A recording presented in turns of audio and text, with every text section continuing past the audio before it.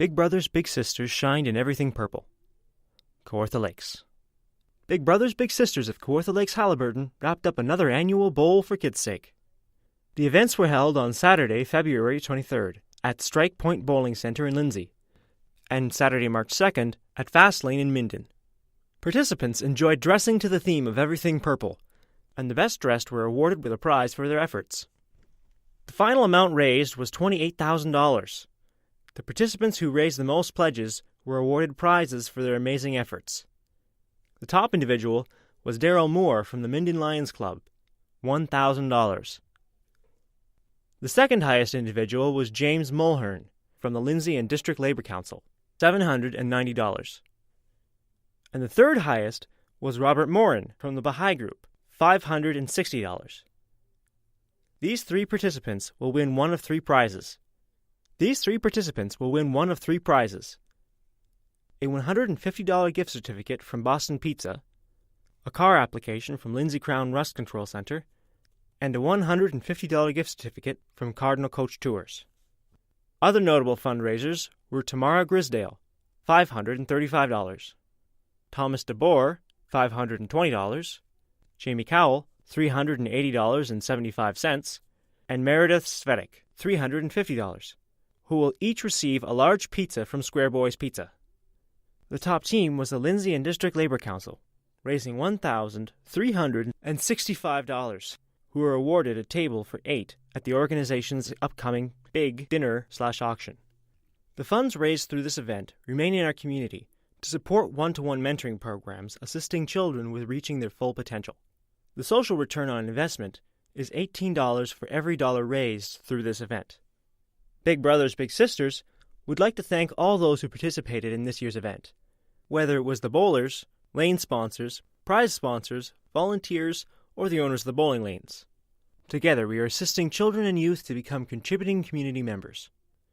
Children and youth who have had the benefit of a friendship with a caring mentor are more likely to complete a post-secondary education, find higher-paying employment, donate back to the community at a higher rate, and volunteer their time to their community, resulting in social return on investment into mentoring programs.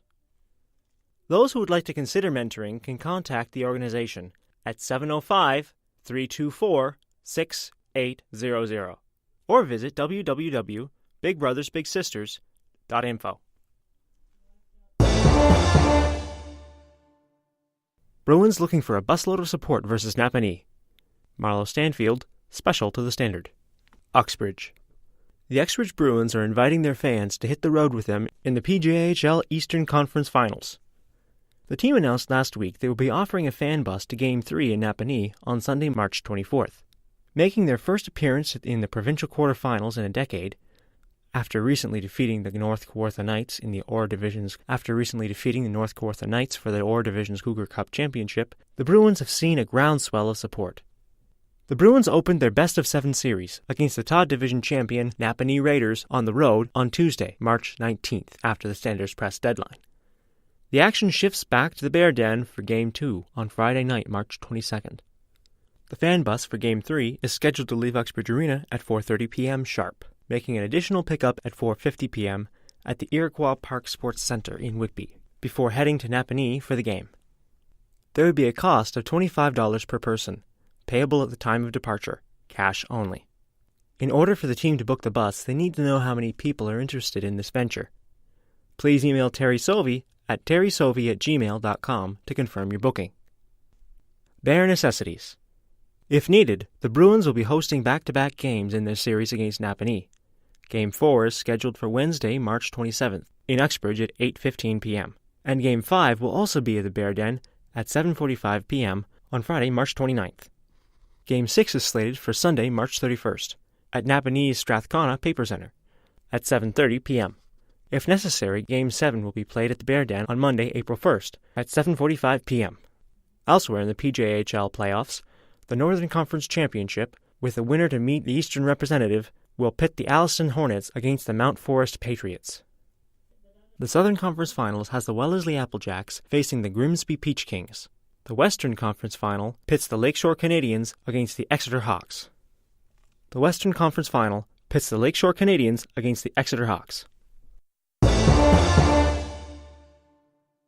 Uxbridge Finance Committee recommends 4.86% tax levy. Evelyn Swan, Uxbridge. With the Township Council managing a huge construction project during their first year in office, Township Treasurer Donna Condon informed them this past Monday the 2019 tax levy will result in an approximate additional $70 in the Uxbridge portion of residential property taxes for a property assessed at $525,000. Add in the region of Durham and education taxes, and that same property is estimated to result in an overall property tax increase of $156. Bruce Gerard, Ward 3 councillor, released a budget update later on Monday, saying that one of his goals as chair of finance was to improve communications to residents with regards to property taxes. I believe people want to understand in clear terms where their tax dollars are spent. Councillor Gerard said the resale market provided a better connection for people and quoted $713,000 as the selling price of an average Uxbridge urban home. He then noted the MPAC average properties tax bill would be $5,826 for 2019. Of that amount, $1,519 is used for roads, recreation, and fire and/or emergency services within the township. In percentage terms, the total levy increase will be 4.86%, which includes a 2.24% increase for capital, involving the Brock Street culvert replacement, a new aquatics facility, and an asset reserve, plus a 2.62% increase for operations. Capital projects listed for the 2019 to 2028 timeframe and subject to change upon receipt of more information include a new animal control shelter, new ball diamonds at the fields of Uxbridge, an addition to the Goodwood Hall, an extension of the water main to the fire hall, a new generator for the town hall, and a new public works building. The treasurer was able to firm up her numbers after a few variables solidified last week. Uxbridge Township agreed to a $3 million purchase price for a Brock Street property required to commence work on the culvert replacement project, and grant allocations were announced on March 14th for the Ontario Community Infrastructure Fund, OCIF, and the Ontario Municipal Partnership Fund, OMPF. Uxbridge Township agreed to a $3 million purchase price for a Brock Street property required to commence work on the culvert replacement project, and grant allocations were announced on March 14th for the Ontario Community Infrastructure Fund, OCIF, and the Ontario Municipal Partnership Fund, OMPF. Unfortunately, uncertainty remains a factor as the culvert project cost estimates were made in July 2018, and provincial funding, which has trended downward over the past 7 years, is under review and subject to change, causing Treasurer Condon to warn of future additional tax rate increases, changes in service levels, or delays in implementing and/or completing capital projects. The Finance Committee followed her recommendations, and the budget will be presented to Council on March 25th.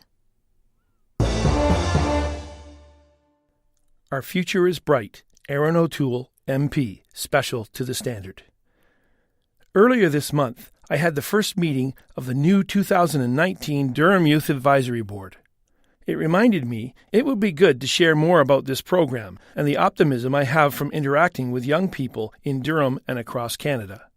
This is the second year I have had a youth advisory group to provide perspective for my role as Member of Parliament, and the new members of the board are as equally intelligent and keen as the members I had last year. At a time we often see media reports about disconnected or social media-obsessed youth, I want to give you a different perspective.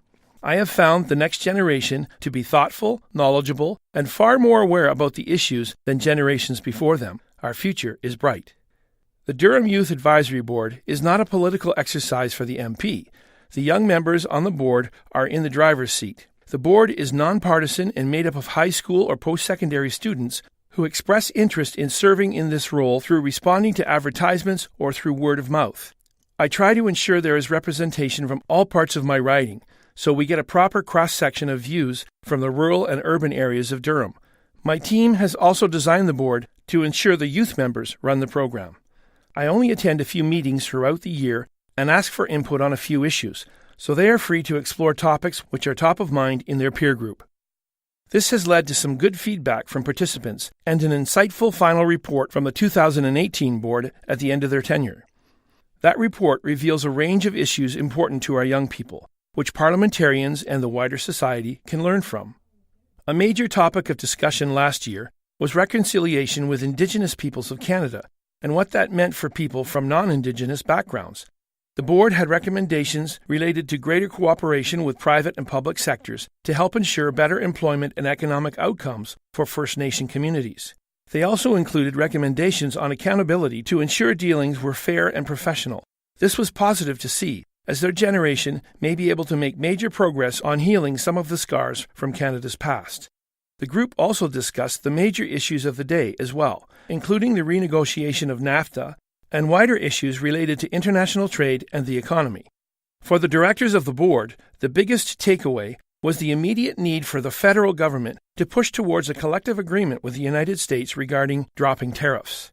They had a great level of knowledge around issues impacting the country and of the challenges they may face with respect to job prospects and the economy.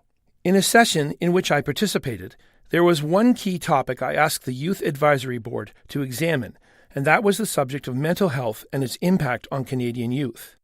From our frank, positive conversation, the board was able to conclude there is a greater need for resources in schools to help our young people with mental health issues and to provide more of a way for them to play a role in helping their peers. They also suggested all levels of government should work towards a national mental health plan of action. The board's insights have inspired my upcoming Durham Wellness Initiative we will be launching at the end of the month. A couple of weeks ago, I also had an opportunity to speak to political science classes at Durham College and was asked many hard-hitting and topical questions by the students. They were from across the GTA, but it was clear they shared some similar priorities with my Youth Advisory Board. The professor concluded the classes with the million-dollar question: what could these students do to make a real difference in their community and country? My reply was the same reason I began these advisory boards: get engaged. So, get out from behind the keyboard or smartphone and work with others to find solutions or make a difference. Share your experience, help others, and think big. If you are between the ages of 16 to 24 and want to be part of our Durham Youth Advisory Board, contact my office to find out more. Canada has a bright future, but we need people to step up and turn that potential into reality. Contact Erin O'Toole at parl.gc.ca or call 1-866-436-1141. The Standard Podcast was produced by Greenstream Studio for the Standard newspaper.